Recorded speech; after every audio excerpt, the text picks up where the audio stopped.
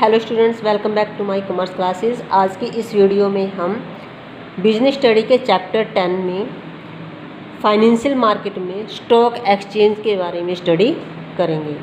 आज हम stock exchange का meaning, functions and trading on a stock exchange के बारे में स्टडी करेंगे। स्टूडेंट्स, हमने पहले भी 3 वीडियो में फाइनेंशियल मार्केट के बारे में, money market, primary market, secondary market, capital market और मीनिंग ऑफ फाइनेंशियल मार्केट के बारे में स्टडी किया है। प्लीज़ आप इस वीडियो को देखने से पहले उन वीडियोस को ज़रूर देख लें ताकि आपको जो है पूरा चैप्टर कम्प्लीटली समझ में आ जाए।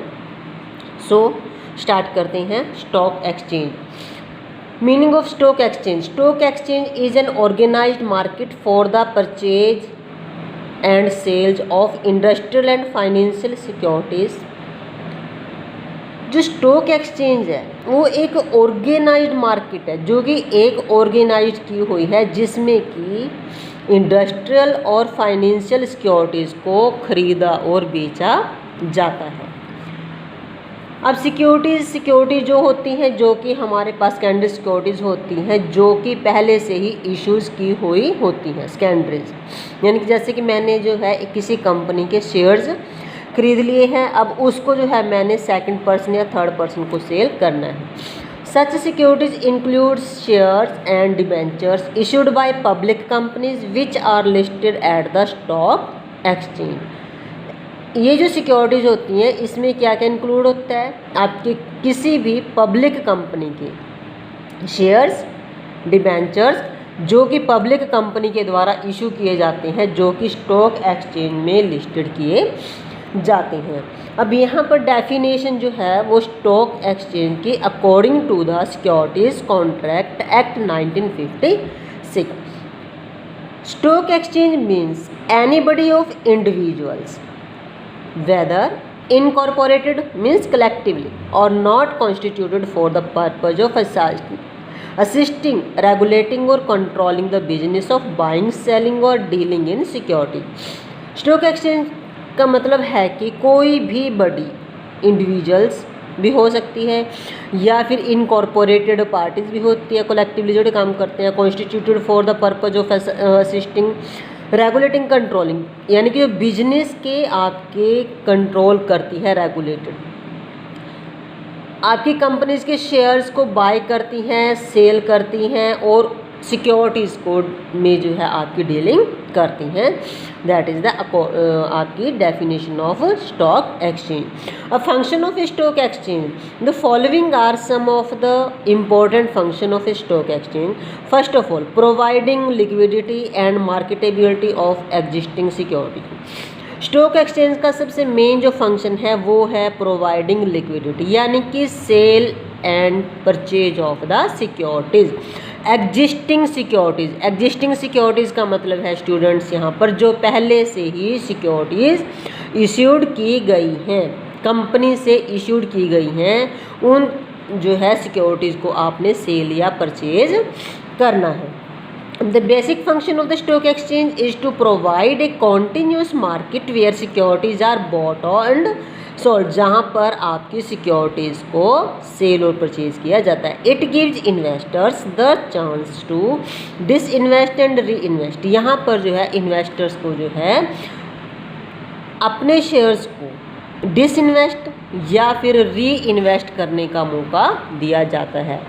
री इन्वेस्टमेंट यानी कि अगर आपके पास शेयर्स हैं उनको दोबारा से आप कहीं पर भी इन्वेस्ट कर सकते हैं।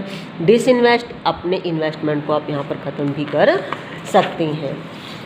So second is the pricing of securities. अब प्राइसिंग ऑफ सिक्योरिटीज़ में क्या आएगा कि सिक्योरिटी की जो प्राइसेस है वो कैसे डिटरमाइंड होती है।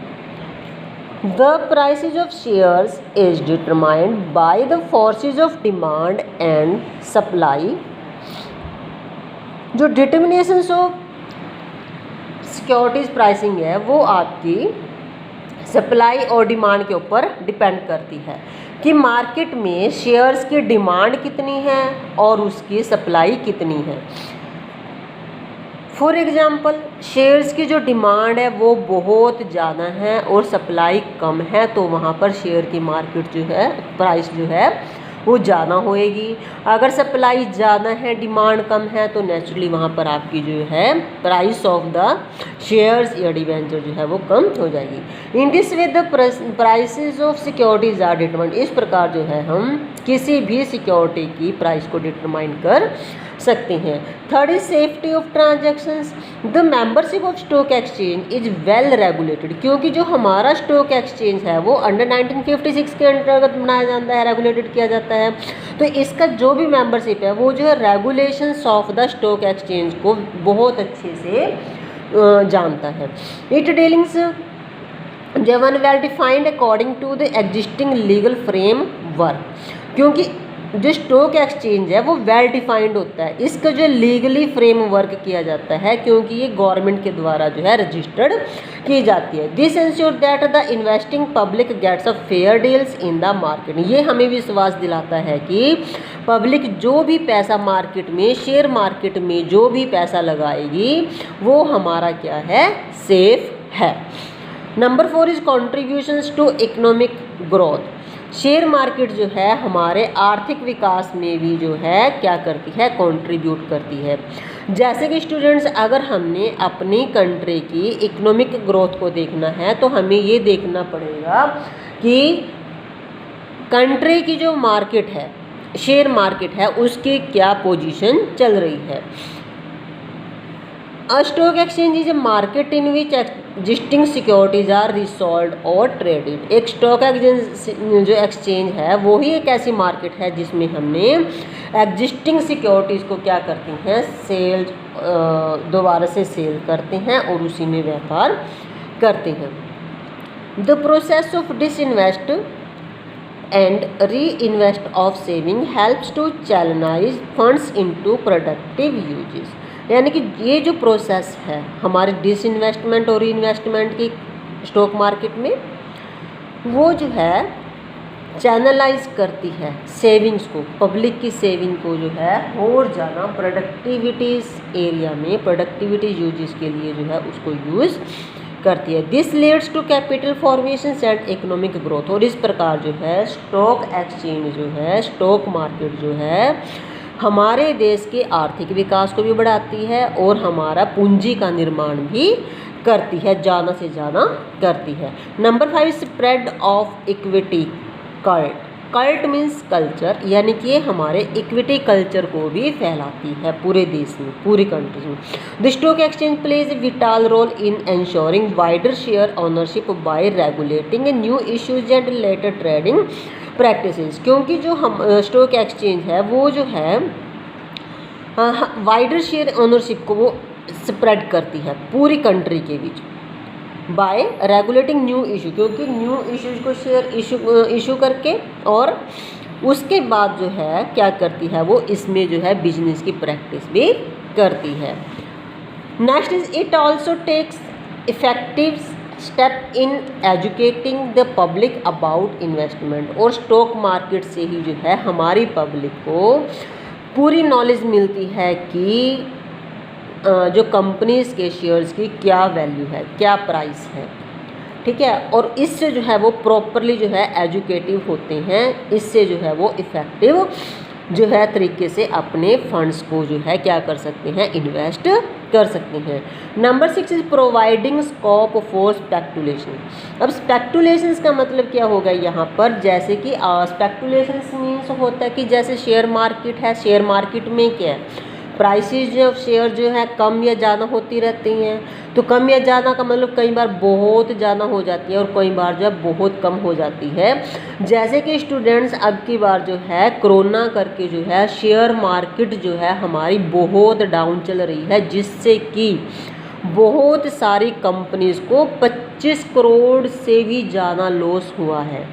क्योंकि अब जो है जब हमारे शेयर मार्केट की वैल्यू जो है कम हो जाती है तो जो पब्लिक जो है पैसा इन्वेस्ट गोल्ड या दूसरे प्रेसियस मटेरियल में जो है लगाना स्टार्ट कर देती हैं। अब शेयर मार्केट में कोई भी पैसा नहीं लगा रहा है, क्योंकि वहाँ पर जो है उस शेयर्स की कीमत बहुत डाउन है, जिससे कि जो है पब्लिक को पता है कि उनका पैसा डूब भी सकता है। So the stock exchange provide sufficient scope for speculation in A restricted and controlled manner. अगर आपकी शेयर मार्केट बहुत ऊंचाइयों को छू रही होती है तो आपको जो है बहुत ज़्यादा प्रॉफिट भी हो सकता है। तो ये जो है आपको एक स्कोप देती है कि यानी कि स्कोप मतलब कि ये सट्टाबाजी की तरह ही होता है कि जो है अपने जो पब्लिक है वो अपने फंड्स को पैसे को जो है अच्छे तरीके से इन्वेस्ट कर सके कंट्रोलमेंट से।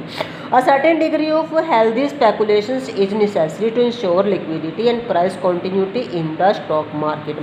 जो एक certain degree of healthy speculation है, जो यानी कि एक अच्छे तरीके से जो है हमने मार्केट की पोजीशन को देखना है। इसके लिए ज़रूरी है कि हमें जो है अपनी लिक्विडिटी और प्राइस कंटिन्यूटी जो है स्टॉक मार्केट ही उसको जो है ध्यान में रखना बहुत ज़रूरी है।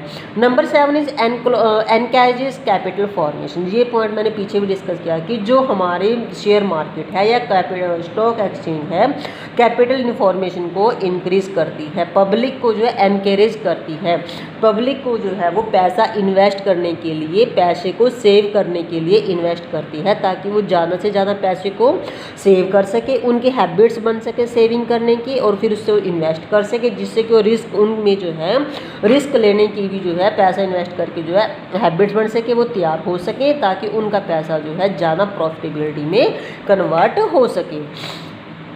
स्टूडेंट्स नेक्स्ट टॉपिक जो है वो है trading procedures on A stock exchange. यानी कि एक स्टॉक में जो है स्टॉक एक्सचेंज में जो है ट्रेड करने का, ट्रेडिंग मतलब व्यापार करने का, बिजनेस करने का क्या प्रोसेस है। अगर आपने किसी स्टॉक एक्सचेंज के थ्रू जो है अपने सिक्योरिटीज़ को सेल एंड बाय करना है तो उसके लिए क्या प्रोसीजर आपको अपनाना पड़ेगा। So the trading procedure on A stock exchange involves the following steps. Trading procedure stock exchange के थ्रू अगर आपने ट्रेड करना है तो उस प्रोसीजर में आपको कुछ एक जो है स्टेप्स जो है वो क्या करने पड़ेंगे, फॉलो करने पड़ेंगे। First of all selection of A broker, क्योंकि स्टूडेंट्स जैसे कि हमें पता है कि कोई भी पब्लिक जो है इंडिविजुअल जो है व्यक्ति जो है डायरेक्ट जो है शेयर मार्केट में अगर पैसा लगाएगा तो उसको जो है मार्केट की, शेयर मार्केट की या स्टॉक एक्सचेंज की पूरी नॉलेज नहीं होती। तो इसके लिए ज़रूरी है कि सबसे पहले जो है वो एक ब्रोकर को सिलेक्ट करे जो कि उसको जो है स्टॉक मतलब शेयर मार्केट के बारे में या स्टॉक एक्सचेंज के बारे में जो है क्या क्या मतलब जो है टाइम टू टाइम चेंजेस और पूरी इन्फॉर्मेशन दे सके। The first step is to select broker who will buy or sell securities on the behalf of the investor. यानी कि वो इन्वेस्टर के बिहाफ पर जो है सिक्योरिटीज़ को सेल और बाय कर सकता है। यानी कि इसके लिए आपको क्या चाहिए, एक इन्वेस्टर चाहिए और एक आपको जो है ब्रोकर चाहिए और एक आपको जो है क्या जो इन्वेस्टर ब्रोकर आपको चाहिए जो कि जो है इन्वेस्ट कर सकता है और कौन, पब्लिक से। ठीक है, this is necessary because trading of securities can be done through SCBI registered broker. क्योंकि हमें ये ज़रूरी है, इसके लिए बहुत ज़रूरी है क्योंकि जो बिजनेस है, जो ट्रेडिंग है सिक्योरिटीज़ का, वो एक ब्रोकर के थ्रू ही किया जाता है जो कि SCBI के द्वारा रजिस्टर्ड किया जाता है। SCBI stock exchange board of India के द्वारा जो है रजिस्टर्ड किया जाता है, जिसमें जो है हमें अपना पैसा जो है डूबने की भी कोई उम्मीद नहीं होती। यानी कि हमें जो है अपने पैसे की पूरी श्योरिटी मिल जाती है कि हम जो है अपना पैसा प्रॉपर वे नाल क्या कर सकते हैं, इन्वेस्ट कर सकते हैं। द ब्रोकर्स में भी इंडिविजुअल, पार्टनरशिप फर्म और कॉर्पोरेट बॉडी। ब्रोकर जो है कोई भी हो सकता है, एक इंडिविजुअल भी हो सकता है जो SCBI से रजिस्टर्ड हो, पार्टनरशिप का भी बंदा हो सकता है, फर्म पार्टनरशिप फर्म का, या फिर कॉर्पोरेट बॉडीज़ भी हो सकती है। सेकंड जो स्टेप है that is the opening demat account with depository. हाँ जी स्टूडेंट, यहाँ पे मैं डीमेट का मतलब होता है, डीमेट जो है शॉर्ट फॉर्म है किसकी, डीमैटेरियलाइजेशन अकाउंट, जो कि हर एक जो है आपका इन्वेस्टर है उसको वो ज़रूर ही खुलवाना पड़ेगा विद डिपॉजिटरी। विद डिपॉजिटरी का मतलब है कि बैंक के अकाउंट्स के साथ उसको जो है डीमेट अकाउंट भी खुलवाना पड़ेगा। डीमेट अकाउंट वो अकाउंट होता है जो कि रेफर करता है सेल्स एंड परचेज की securities of sales and purchase से रिलेटेड होता है। The next step is to open a demat account. Okay student, demat account refers to an account which an Indian citizen must open, जिसके लिए जरूरी है कि जो इंडियन सिटीजन है उसको वो खुलवाना ही पड़ेगा with the depository participants that is broker, bankers etcetera. कोई भी हो सकता है जो डिपॉजिटरी आपका, डिपॉजिटरी मतलब डिपॉजिटरी पार्टिसिपेंट्स का मतलब जो बैंक में अकाउंट खुलवाने के साथ, बैंक में अकाउंट का मतलब किसी भी बैंक का हो सकता है, HDFC का हो सकता है, OBC का हो सकता है, PNB का हो सकता है, किसी का भी। तो this helps to deals in listed securities in an electronic form, और ये जो किस में हेल्प करने में सहायता करता है, इलेक्ट्रॉनिक फॉर्म में जो है लिस्टेड सिक्योरिटीज़ को डील करने में हेल्प करता है। यहाँ पर ब्रोकर के पास वो सभी सिक्योरिटीज़ होती हैं जिसके साथ वो डील कर सकता है, जो कि सेल और परचेज कर सकता है।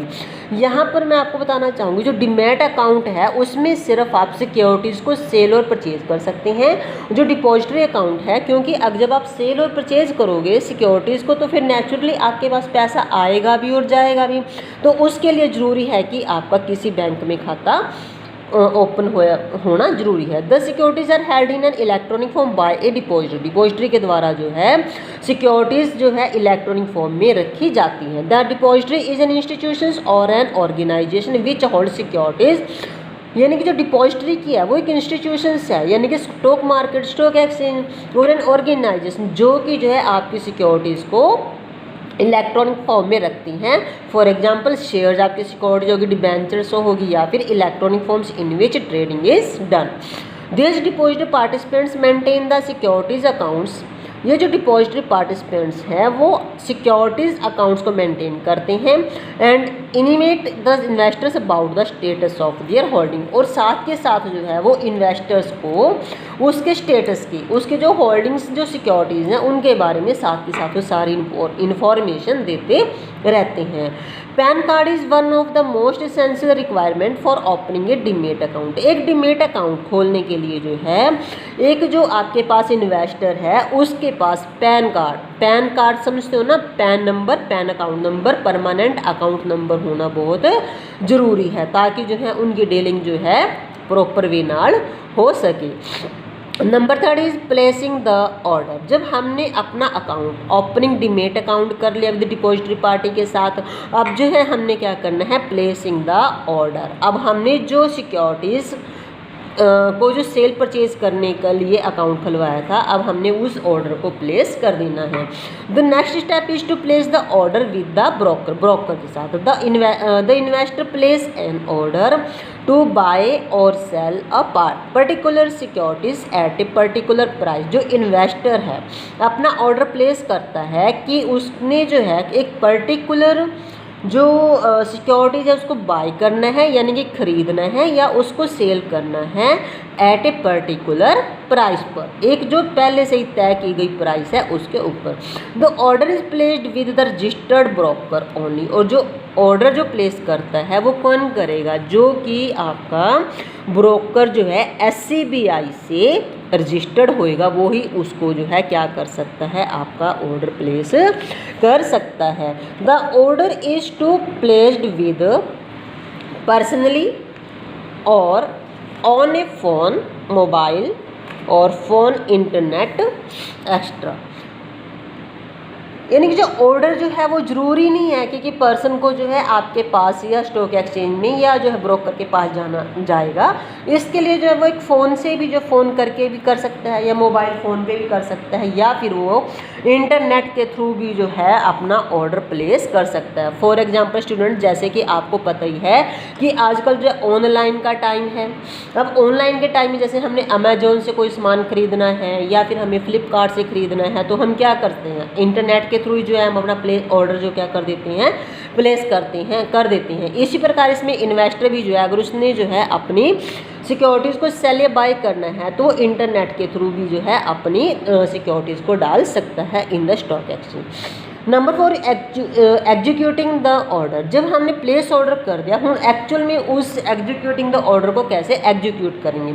The broker execute the order to buy or sell the securities at a price mention. जैसे कि हमें पता है कि अमेजोन में हमें सारे प्राइस भी पता लग जाती है प्रोडक्ट की, क्या प्राइस है, आपको डिस्काउंट कितना मिल रहा है वो भी पता लग जाता है। तो उस बेस से इसी प्रकार जो है आपको स्टॉक एक्सचेंज से जो है इन्वेस्टर को जो है पूरी जो है आपकी सिक्योरिटीज़ की परचेजिंग प्राइस और सेलिंग प्राइस के बारे में पता लग जाएगा। तो उसके लिए क्या जरूरी होगा, तो देखो उसमें भी हमें क्या करना पड़ता है। जब हम अपना प्रोडक्ट सेलेक्ट कर लेते हैं, उसके बाद हमारा फिर उसमें नाम आएगा, सारा ईमेल एड्रेस आएगा, किस वे से आपने उसकी जो है पेमेंट करनी है, ये सारी जो चीज़ें उसमें आ जाती हैं। सेम थिंग जो है इसमें भी है। तो at a price mention by the investor the prepares contract note mention. उसमें क्या क्या है आपके पास, name of the parties involve, जो जो पार्टीज उसमें इन्वॉल्व उनके सभी के नाम आ जाएंगे। नेम ऑफ द सिक्योरिटीज, कौन सी सिक्योरिटीज आपने सेल या परचेज करनी है, शेयर्स करना है, डिबेंचर करना है, क्या करना है। Price at which they are bought और सोल्ड, और किस प्राइस पे आपने खरीदना है या बेचना है। डेट ऑफ परचेज और सेल, और किस डेट को जो है आपने सिक्योरिटीज़ को परचेज करना है या बेचना है। ब्रोकरेज चार्ज, ब्रोकरेज के कितनी चार्जेस है। Send the contract note to his client, और इस प्रकार जो कॉन्ट्रैक्ट नोट है वो आपने किसको भेज देना है, अपने क्लाइंट्स को सेंड कर देना है। There are 2 types of contract note, यानी कि यहाँ पर आपके जो कॉन्ट्रैक्ट नोट्स हैं वो 2 तरीके के होते हैं। Number 1 buying and selling. तो स्टूडेंट हम बार बार बोल रहे हैं कि बाइंग नोट होएगा, सेलिंग नोट होएगा। The contract note must be signed by the broker, और जो कॉन्ट्रैक्ट नोट किसके द्वारा साइन किया जाएगा, वो ब्रोकर के द्वारा साइन किया हुआ जरूरी चाहिए, ताकि आपके पास अगर कल को कोई प्रॉब्लम आ जाती है, कुछ अगर आपको कोई डाउट है, तो आप जो है ब्रोकर को इसके बारे में पूछ सकें। Number 5 is issuance of contract note. Issuance का मतलब क्या कि कॉन्ट्रैक्ट नोट का आश्वासन देना। After the trade has been executed within 24 hours, यानी कि 24 आवर्स के बीच में आपका जो ट्रेड है वो क्या हो जाएगा, एग्जीक्यूटेड हो जाएगा। The broker issues a contract note, broker जो है कॉन्ट्रैक्ट नोट इशू करेगा जो कि क्लाइंट्स को मिलेगा। This note contains details of the number of share. इस नोट में क्या क्या लिखा होगा कि आपने कितने नंबर ऑफ शेयर जो बेचे जाएंगे या सेल करे जाएंगे, उसकी प्राइस कितनी होगी, ब्रोकरेज का चार्जेस कितना होएगा, पर्सन जो क्लाइंट्स होगा, नाम, address, phone number, etcetera etcetera, ये सभी जो है आपके कॉन्ट्रैक्ट नोट में आएगा, जो कि ब्रोकरेज के द्वारा इशू किया जाएगा किसको, पार्टीज को। नंबर 6 एंड लास्ट स्टेप जो है settlement. The last stage is to be settlement transactions by making payment. हाँ जी, तो इसमें लास्ट ट्रांजैक्शन में क्या होगा, लास्ट जो होएगा सेटलमेंट द ट्रांजैक्शन, यानी कि पेमेंट की ट्रांजैक्शंस किस प्रकार से आपने सेटल करनी है। The settlement in cash transactions on NSC is done with in T+2 days. जो ट्रांजैक्शंस है, अगर आपने कैश करनी है, कैश बाय करना है या कैश सेल करना है, तो वो आपका जो होएगा वो एनएससी, जो भी आपके टाइम सेलेक्ट हुआ, जो भी आपकी जो सिक्योरिटी सेलेक्ट हुई, उसके टाइम जो टाइम दिया और उसके +2 days after. The transactions can be done from Monday to Friday between. जो ट्रांजेक्शन्स आपकी की जाती हैं वो मंडे से लेके फ्राइडे तक, और टाइमिंग होएगी 9:15 AM से सुबह के और 3:30 PM तक। The investor has to deliver the share sold और pay cash for the share bot.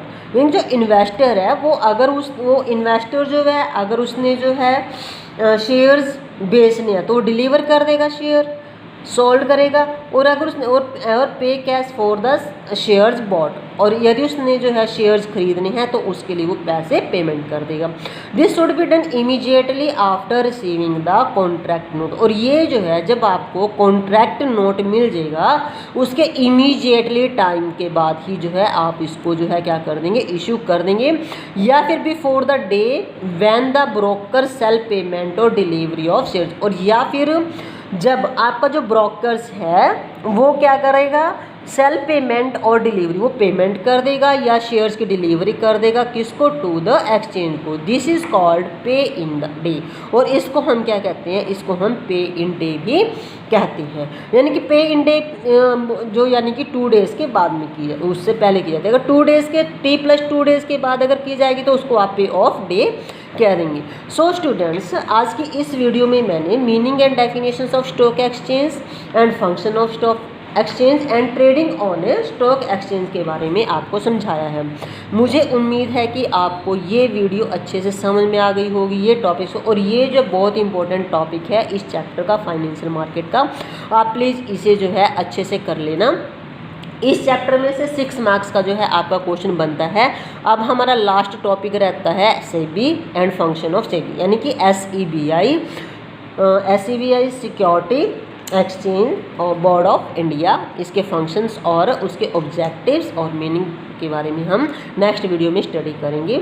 So please students, आप ये नोट्स साथ के साथ जो है पॉज करके आप इसको नोट भी कर सकते हैं। अगर आपको कोई प्रॉब्लम है तो आप मुझसे भी पूछ सकते हैं। अगर आपको नोट चाहिए तो आप मेरे से कॉन्टैक्ट भी कर सकते हैं, या फिर जो है मैं अपने नोट जो टेलीग्राम पे डाल दूँगी, आप वहाँ से भी ले सकते हैं। So please like, share and subscribe my channel, ताकि जो है मैं आपको ज़्यादा से ज़्यादा जो है वीडियो प्रोवाइड कर सकूँ। वैसे तो ऑलमोस्ट जो है हमारा सिलेबस कंप्लीट हो चुका है। So thank you.